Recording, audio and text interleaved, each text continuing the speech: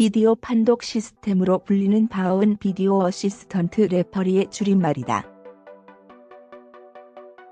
지나간 장면을 느린 화면으로 다시 확인하는 것은 물론 입체적인 3D로 재구성할 수 있어 득점 여부와 선수의 퇴장 여부 등 중요한 결정 과정에서 바어를 활용할 수 있게 된다. 박항서 감독이 이끄는 베트남 축구대표팀이 통한의 비디오 판독, 바어, 대4강 진출이 무산됐다. 베트남은 24일, 한국 시간, 아랍에미리트, UAE, 두바이의 알막툼 스타디움에서 열린 일본과의 2019 아시아 축구연맹 AFC 아시안컵 8강전에서 0-1로 패했다. 이번 대회에는 8강 전부터 바어 판독이 적용됐다. 첫 경기부터 두 차례 판독이 실시됐는데 모두 최초 판정이 뒤집어졌다. 베트남은 처음에는 웃었다. 전반 24분 코너킥 상황에서 요시다 마야에게 헤딩골을 내줬다. 하지만 바어 판독 결과 공은 요시다의 머리를 맞은 뒤 손에 닿았다. 핸드볼 파울로 골은 취소됐고 베트남은 실점 위기를 넘기며 0-0으로 전반을 마쳤다.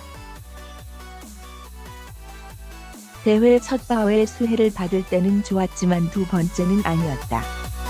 후반 10분에 나온 바어의 페널티킥을 내줬다. 일본의 안도리츠는 후반 7분쯤 박스 안에서 돌파를 시도하다 베트남 수비수의 발에 걸려 넘어졌다. 주심은 파울 없이 경기를 진행했다. 하지만 이후 진행된 비디오 판독에 의해 페널티킥으로 정정됐다. 페널티킥을 얻은 안도는 직접 키커로 나섰고 골대 왼쪽을 노려 불망을 흔들었다. 전반에 바어로 한숨을 돌렸던 베트남은 후반 결정적인 페널티킥 찬스를 내줬고 이후 만회골을 넣지 못한 채 일본에 패했다. 베트남은 물론 대한민국까지 들썩이게 했던 박항서 매직이 아쉽게 멈춰섰다. 아시안컵 통산 4회 우승에 빛나는 일본은 역시 저력이 있는 팀이었다. 베트남 선수들은 전반전에는 은누엔 공부홍을 앞세워 일본을 몰아붙였으나 패신게 이미 뛰어난 일본의 후반부터 밀리며 무너졌다. 4강 꿈은 그렇게 물거품이 되고 말았다. 8강전부터 도입된 비디오 판독 시스템, 바어, 이 승패에 중요한 영향을 미쳤다.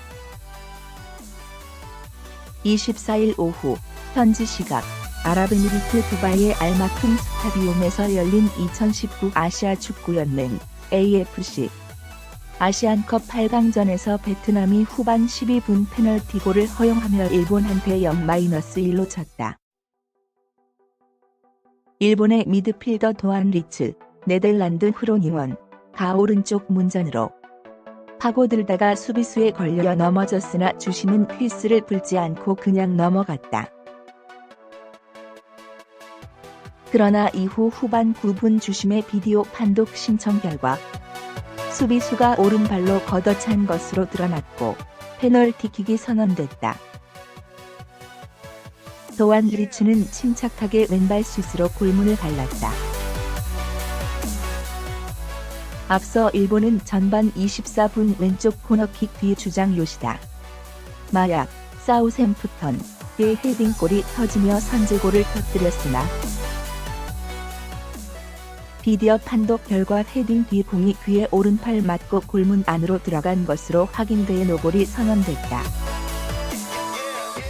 아시아 축구연맹은 이번 아시안컵 8강전부터 공정한 판정을 위해 비디오 판독 시스템을 도입했고 이날 경기가 첫 적응 케이스였다. 모리야스 하지메, 50일, 감독이 이끄는 일본은 이날 골키퍼 스이치 곤다, 사간 도스와 최전방 공격수 기타가와 고야, 시미즈 에스 펄스, 만 빼고 선발 9명이 모두 유럽파로 꾸려졌다.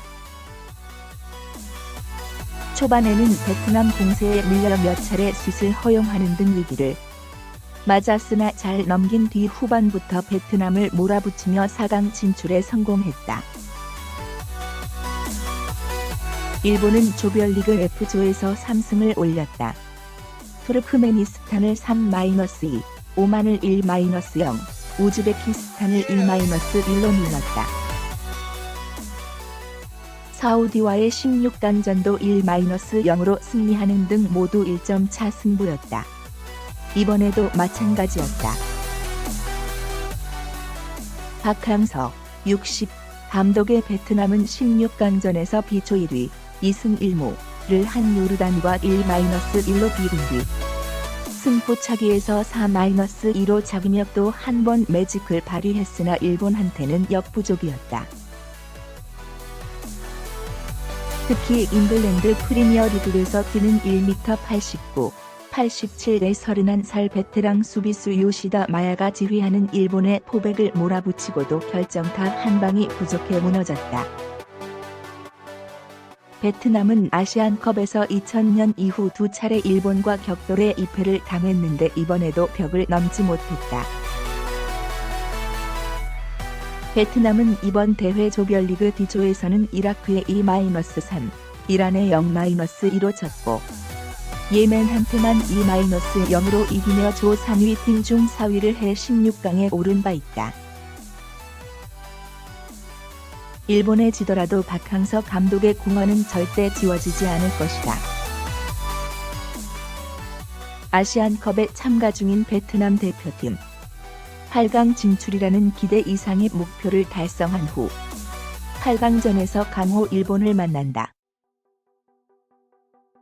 하지만 일본전 결과와 관계없이 베트남 축구를 업그레이드시킨 박항서 감독의 업적은 인정을 받아야 한다는 주장이다.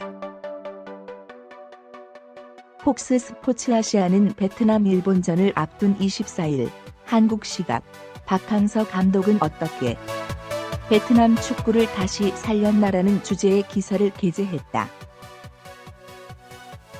이 매체는 스즈키컵 결승에 올랐던 게 10년 전이었고 2015 아시안컵에서 예선 탈락을 했던 베트남이 지난해 스즈키컵을 우승하고 아시안컵 8강에 오를 수 있었던 힘은 박 감독에게 있다고 설명했다. 이 매체는 박 감독이 2017년 9월 베트남 국가대표팀과 U-23 감독으로 오기 전 베트남 대표팀은 직전 5경기에서 딱 한 차례 승리했다. 하지만 박 감독이 오자마자 첫 경기에서 캄보디아를 5-0으로 물리쳤다고 설명했다.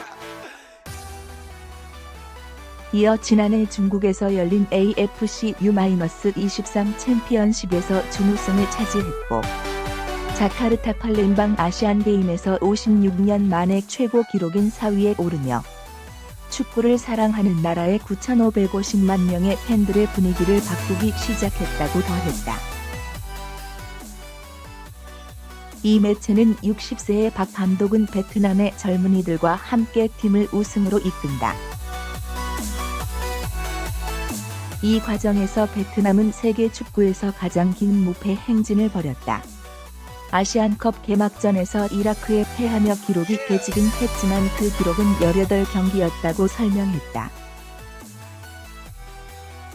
이제 베트남은 아시아 강팀인 일본과 8강전을 치른다. 상대 감독도 박 감독의 공로를 인정하고 있다. 일본 대표팀 모리야스 감독은 베트남전을 앞두고 박 감독이 베트남을 좋은 팀으로 만들었다. 국제대회에서도 좋은 성적을 내고 있다고 밝혔다. 이 매체는 마지막으로 베트남이 일본에 이기든 지든 베트남 축구에 대한 박 감독의 공헌은 절대 지워지지 않을 것이라고 밝혔다. 베트남은 이날 아랍에미리트 두바이 알 막툼 스타디움에서 열린 2019 아시안컵 8강전에서 일본에게 0-1로 아쉽게 패했다. 이날 베트남은 이번 대회에서 처음 도입된 바어에 웃고 울었다. 전반 23분 베트남은 일본에게 헤더슛을 내주며 첫 골을 허용했다.